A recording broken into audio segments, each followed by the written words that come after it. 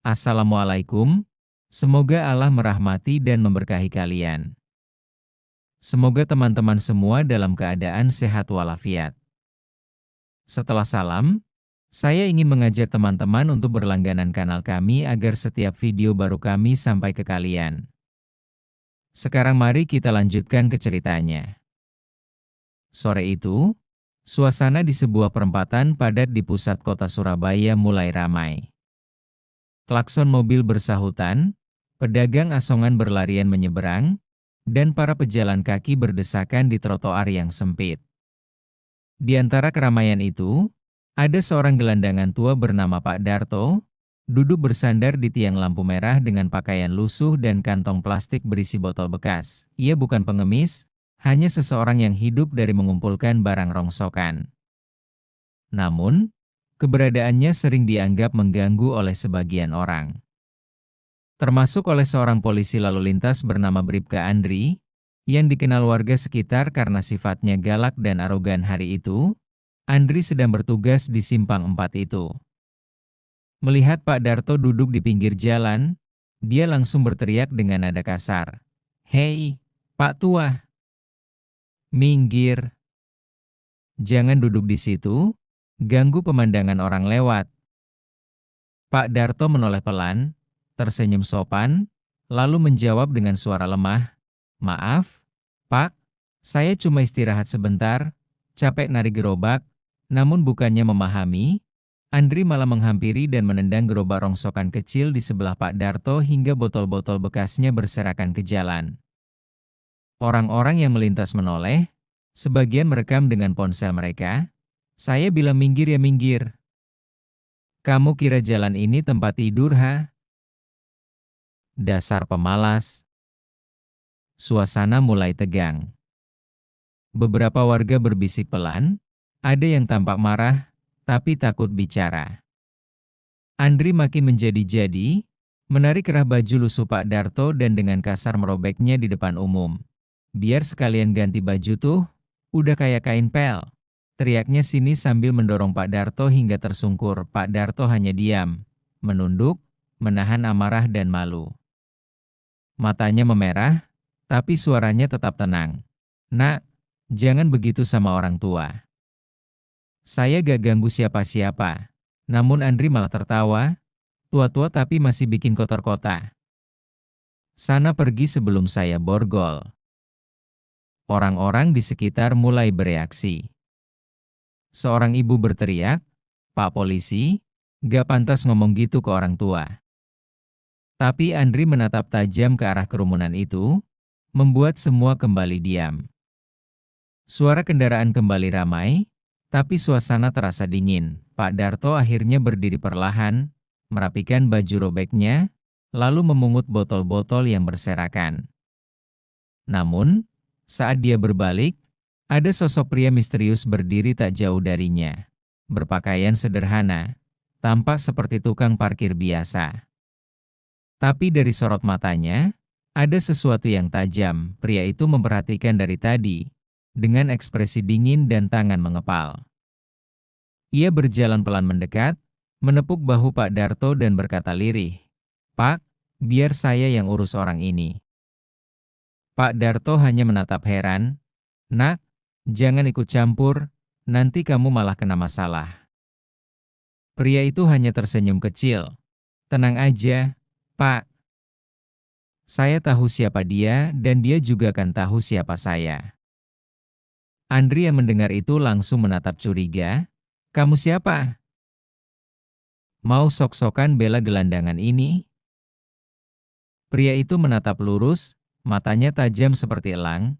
"Saya bukan siapa-siapa, tapi mungkin kamu akan menyesal sudah berbuat begini di depan saya." Kerumunan mulai berbisik lagi. Ada sesuatu yang berubah di udara. Entah kenapa, aura tenang pria itu membuat banyak orang menatapnya dengan rasa penasaran dan hormat. Andri tertawa sinis, menepuk dada sendiri. "Oh iya? Mau ngajarin saya hukum? Kamu kira saya takut sama tukang parkir?" Tapi detik itu juga, pria misterius itu membuka jaketnya sedikit, memperlihatkan sesuatu di pinggangnya. tanda identitas dan pistol dinas. Wajah Andri langsung berubah pucat. Beberapa warga yang melihat pun langsung menutup mulut kaget. Ternyata pria yang ia hina itu bukan tukang parkir biasa. Dan disinilah awal dari malapetaka besar yang akan menimpa Bribka Andri. Kerumunan di perempatan itu mulai riuh. Beberapa orang yang merekam kejadian tadi menurunkan ponsel mereka, tak percaya dengan apa yang baru mereka lihat. Bribka Andri, yang tadi berdiri tegak dan arogan, kini tampak kaku, matanya menatap tanda identitas yang menggantung di dada pria misterius itu. Direktorat Intelkam Polda Jatim. Pria itu berdiri tenang, menatap Andri tanpa ekspresi. Nama kamu Andri, kan? Bribka Andri Setiawan, Unit Lalu Lintas Sektor Genteng. Suara itu datar, tapi membuat bulu kuduk semua orang yang mendengar berdiri. Andri spontan menelan ludah, mencoba menutupi gugupnya. Iya, Pak. Tapi kenapa, Pak? Saya cuma menertibkan jalan aja. Ini tugas saya. Pria itu mengangkat alis sedikit, lalu melangkah mendekat hingga hanya berjarak 1 meter. Menertibkan jalan? Atau menindas rakyat kecil? Saya lihat dari tadi kamu bukan menertibkan, tapi mempermalukan orang tua di depan umum. Andri mundur setapak, matanya celingukan ke sekitar, berharap rekan patroli datang membantu. Tapi semua orang, termasuk 2 polisi muda di pos ujung jalan, tak ada yang berani mendekat. Mereka tahu siapa pria itu, AKP Bagas Prasetyo, salah satu anggota Intel senior yang sering turun langsung tanpa seragam untuk memantau penyimpangan anggota di lapangan. AKP Bagas menarik napas panjang, lalu melirik ke arah Pak Darto yang berdiri memegang baju robeknya. Bapak gak apa-apa, ya? Pak Darto menggeleng pelan, suaranya gemetar. Saya gak apa-apa, nak, cuma malu aja dilihat orang banyak. Bagas menatap Andri lagi, kali ini dengan tatapan tajam seperti pisau. Kamu tahu siapa orang ini? Andri bingung, matanya bergeser ke arah gelandangan tua itu. Ya, orang jalanan, Pak. Gak jelas asal-usulnya, Bagas menahan tawa sinis. Kamu salah besar. Orang yang kamu hina ini dulu anggota TNI aktif. Pensiunan Bintara. Beliau pernah bertugas di Timor Timur. Kamu tahu berapa luka yang dia tanggung demi negara ini? Suasana langsung hening total. Semua warga terdiam, sebagian menatap Pak Darto dengan rasa kagum dan iba. Pak Darto hanya menunduk, menatap tanah dengan mata berkaca. Saya gak mau ungkit masa lalu, nak. Saya cuma cari makan dari sampah sekarang. Bagas mengangguk pelan, tapi kamu harus tahu, Pak, penghormatan gak boleh hilang cuma karena baju seseorang lusuh. Kemudian ia berbalik lagi ke arah Andri. Langkahnya mantap. Dengar, Andri. Kamu baru saja mempermalukan seorang pahlawan di depan rakyat. Kamu pikir jabatan kecil dan seragam bisa bikin kamu hebat? Kamu lupa siapa yang kamu layani? Andri mulai gemetar, wajahnya memucat. Saya minta maaf, Pak, saya beneran gak tahu. Gak tahu bukan alasan. Bagas membentak keras. Suaranya menggema, membuat orang-orang di sekitar terdiam. Polisi seperti kamu yang bikin nama institusi rusak. Kamu kira saya gak tahu kelakuanmu tiap sore di simpang ini, ya? Minta uang ke sopir, teriak-teriak ke pedagang kaki lima, dan sekarang nginjak harga diri orang tua. Andri terdiam. Peluh mulai menetes di pelipisnya. Seseorang di antara kerumunan berteriak, "Iya, Pak." Dia sering bentak-bentak pedagang juga. Kami udah lama kesel sama dia. Kerumunan mulai bersuara keras. Beberapa pedagang asongan dan ojek online bersahutan mengungkapkan unek-unek mereka. Dia pernah tendang gerobak saya, Pak. Saya pernah dimintain uang rokok. Dia bilang kalau gak kasih, bakal ditilang. Bagas menatap sekeliling, lalu berkata tegas, cukup. Semua keluhan kalian nanti saya tampung. Tapi hari ini, saya pastikan dia gak bisa lagi semena-mena di tempat ini. Tanpa basa-basi, Bagas mengeluarkan ponsel dinasnya, menekan nomor, dan berbicara cepat. Komandan, ini Bagas. Tolong kirim 1 unit propam ke Simpang Genteng. Ada anggota arogan di lapangan, butuh penanganan segera. Andri makin panik. Pak, Pak, jangan, Pak. Saya mohon, jangan lapor propam. Saya punya keluarga. Anak kecil. Bagas menatap dingin. Kamu pikir Pak Darto gak punya keluarga? Kamu pikir harga dirinya gak berharga? Kalau kamu benar-benar menyesal, tunjukkan dengan sikap, bukan kata-kata. Beberapa menit kemudian, mobil hitam bertuliskan Propam Polri datang. 2 anggota berpakaian rapi turun dan langsung menghampiri Bagas, memberi hormat. Siap, Komandan. Anggota yang dilaporkan mana? Bagas menunjuk ke arah Andri yang menunduk lesu. Dia. Lakukan pemeriksaan dan amankan sementara. Andri hanya bisa menunduk, wajahnya kosong. Beberapa warga bertepuk tangan kecil, sebagian menatap dengan perasaan lega, seolah keadilan benar-benar datang hari itu. Namun sebelum dibawa, Andri sempat menatap Pak Darto dan berkata pelan, "Saya minta maaf, Pak, saya hilaf." Pak Darto hanya mengangguk, suaranya lembut namun berwibawa.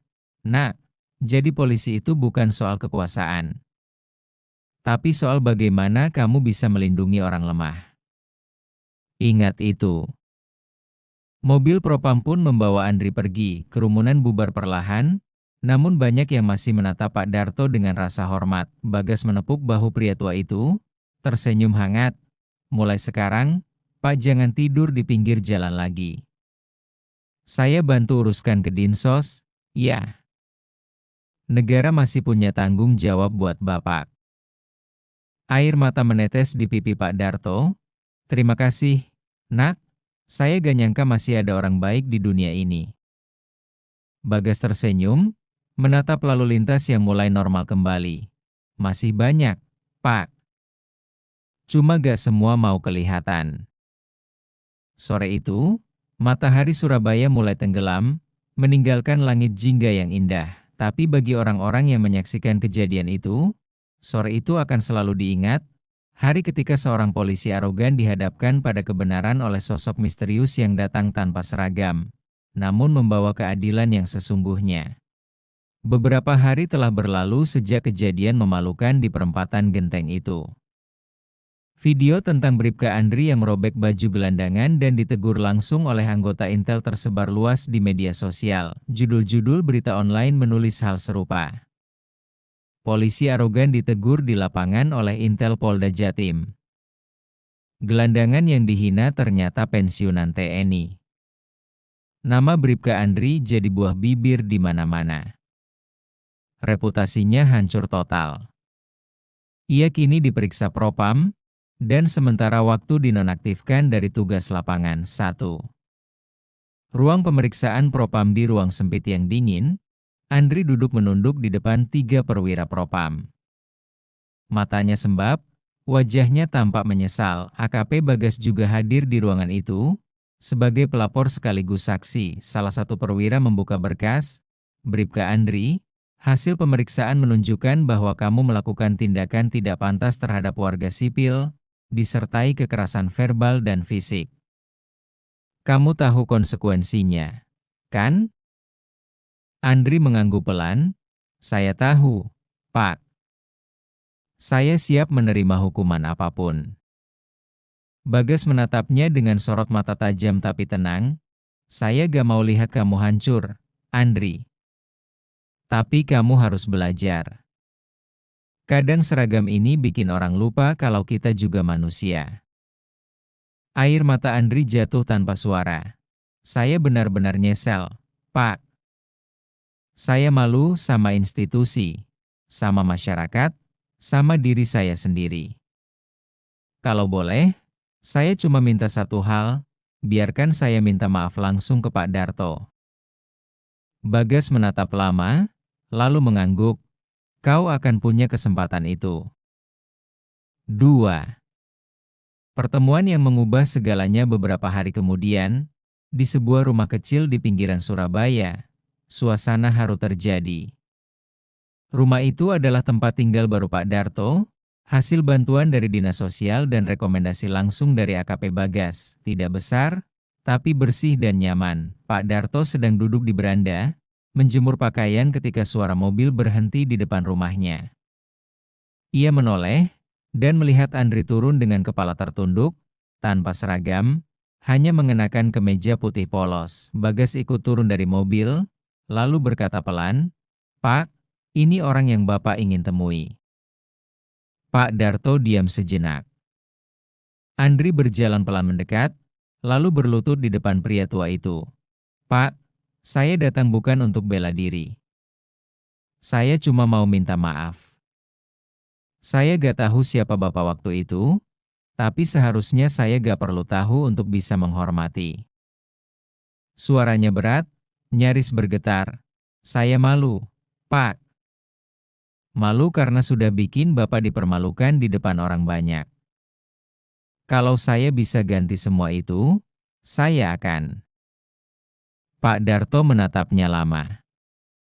Wajah tuanya terlihat tenang, tidak ada amarah di sana.